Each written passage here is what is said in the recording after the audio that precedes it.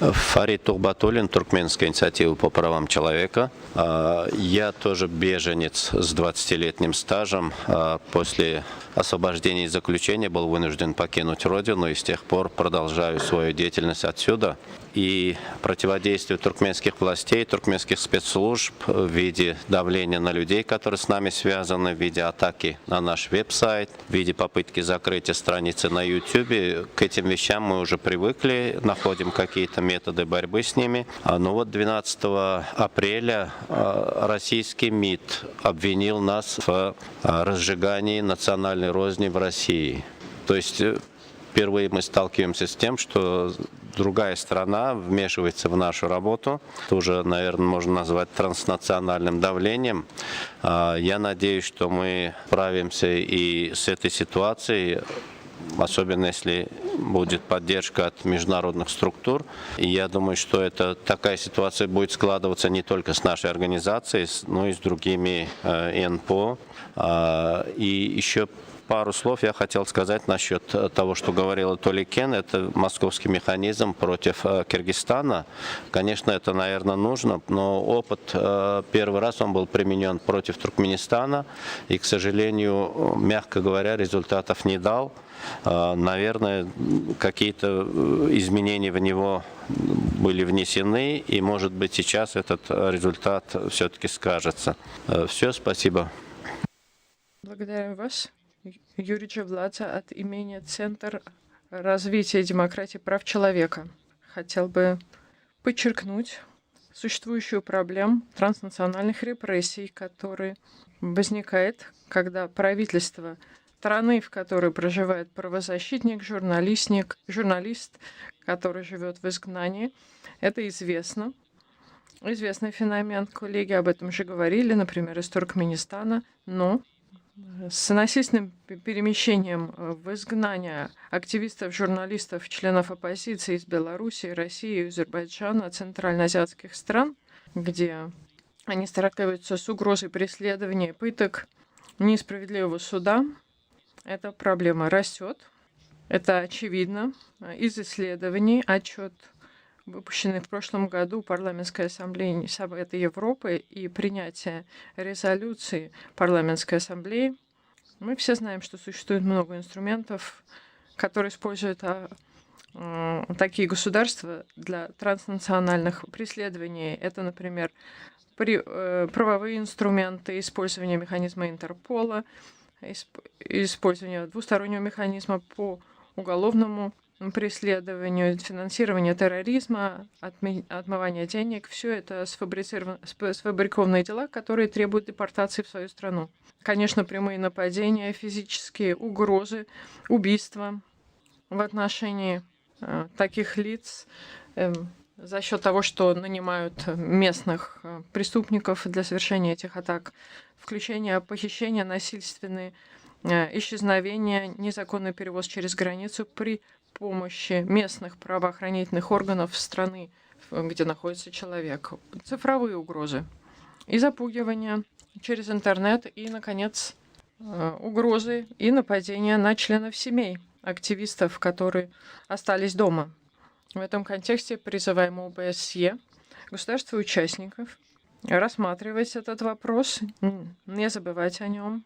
И в частности, Абдипч должен заняться отслеживанием этого феномена и создать рекомендации для государств-участников, включая по искоренению этой практики и также противостояние законным запросам об экстрадиции.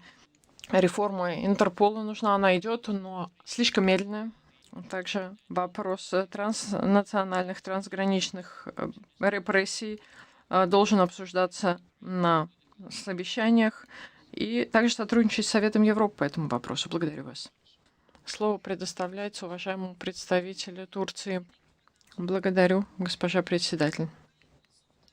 Хотел бы поблагодарить Мальтийское председательство и БТИПЧ за организацию этого плодотворного совещания.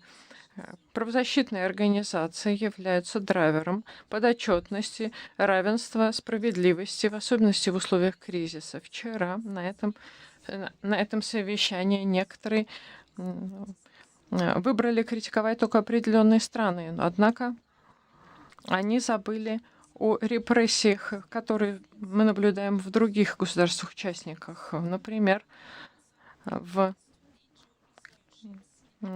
то, что некоторые НКО используют корабли для спасения беженцев, где много беженцев погибнет в море.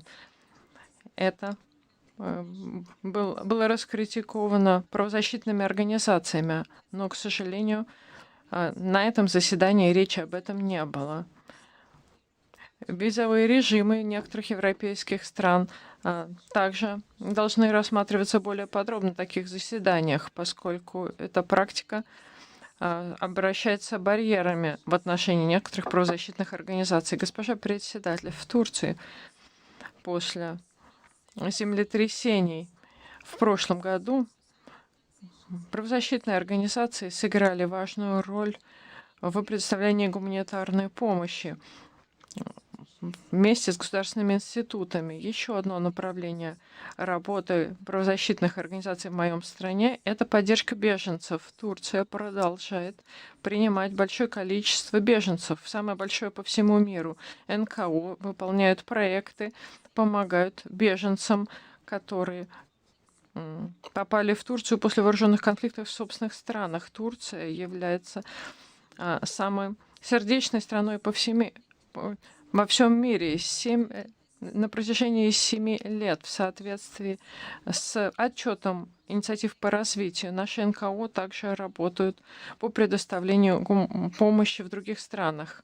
Правозащитные организации, их роль в борьбе с расизмом, ксенофобией, по сбору данных, предоставления образования и разъяснительной работы – неотъемлемая часть их работы. Они способствуют созданию равных обществ в регионе ОБСЕ. В заключение, Турция сегодня отмечает День национальной независимости и День детей. Хотела бы отметить, что государственные правозащитные организации должны делать больше для того, чтобы защищать детей, обеспечивать их права в ходе вооруженных конфликтов в Украине, в Палестине, а также по всему миру. Благодарю вас. Благодарю вас. Слово предоставляется уважаемому представителю Туркменистана. После этого выступит уважаемый представитель Украины.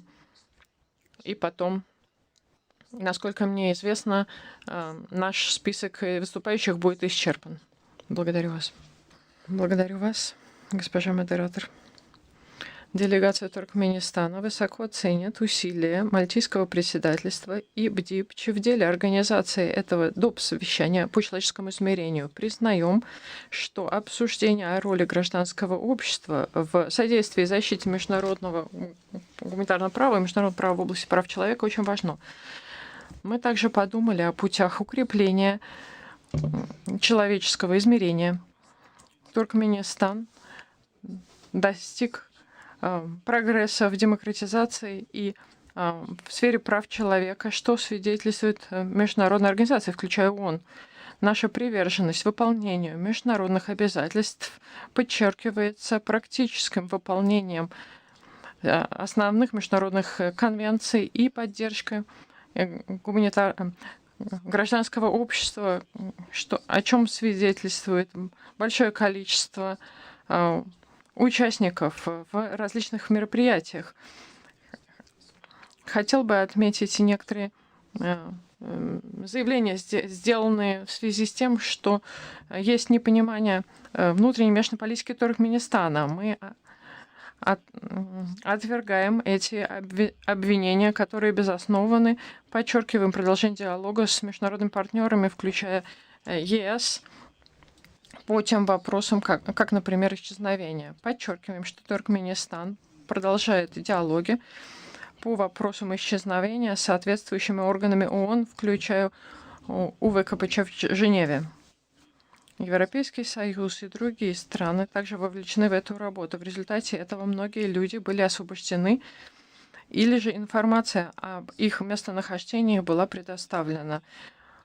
15-й раунд ежегодного диалога по правам человека с ЕС прошел в декабре прошлого года.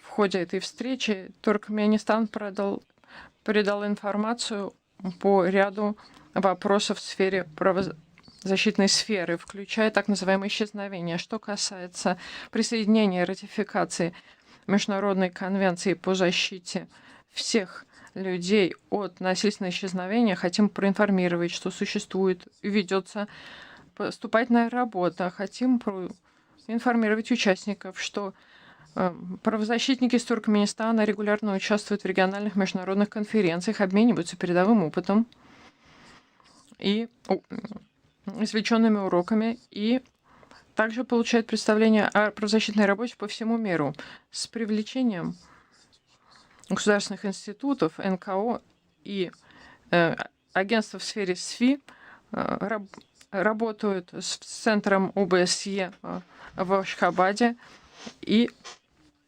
также с представителем по свободе СМИ ОБСЕ. Мы продолжаем диалог, ориентированный на результаты в отношении наших обязательств по правам человека. Благодарю вас. Фарид Тухбатуллин, Туркменская инициатива по Turkmen Initiative on Human Rights, Mr. Batolin. I am also a refugee. I've been one for 20 years now. After the liberation from being in jail, I had to leave my homeland, and since then I've continued to work from here. And in countering the authorities of the Turkmen special services and government in the form of putting pressure on people who deal with us, attacking our websites, they try to close our YouTube sites. We are all used to this now. We're finding ways of combating these things. But on the 12th of April, the Russian Foreign Ministry accused us of instigating national strife in Russia. So this is the first time that we have seen when another country is interfering in our work. This is something we can call some kind of transnational pressure. I hope that we will be able to overcome this situation, though, especially if we have support from international structures. I think this is something that others will also have to face. Other NGOs will have to deal with this as well, I believe. Just also a few words about what Tolikin was said, the Moscow mechanism against Kyrgyzstan. Of course, this is probably necessary, but this was used against Turkmenistan for the first time. Unfortunately, well, it didn't really lead to any concrete results. Well, something probably changed, and perhaps now we will see some kind of concrete results. Thank you. Thank you, Mr. Moderator. My name is Yuri Jiblaza, speaking on behalf of the Center for the Development of Democracy and Human Rights. I would like to reiterate the growing problem of transnational repression exercised by the governments of home states of human rights defenders, civic activists, political opposition, and journalists in exile. This phenomenon has been known for many years, and some of the colleagues have already mentioned, like the colleague from Turkmenistan. But with the forced exile of many thousands of activists, journalists, and others, opposition members from Belarus and Russia, Azerbaijan, Central Asian countries, where they run the threat of persecution and torture and unfair trial. This problem is growing, as evidenced by research and a report issued last year by the Parliamentary Assembly of the Council of Europe and the adoption of a resolution by the Parliamentary Assembly. We all know that there are many tools that the autocratic states use for transnational repression, including formally legal tools, abusing the Interpol Red Notice system, the mechanism of international bilateral cooperation on criminal matters, anti-money laundering and anti-terrorism financing tools, on fabricated charges demanding extradition, deportation, detention, etc.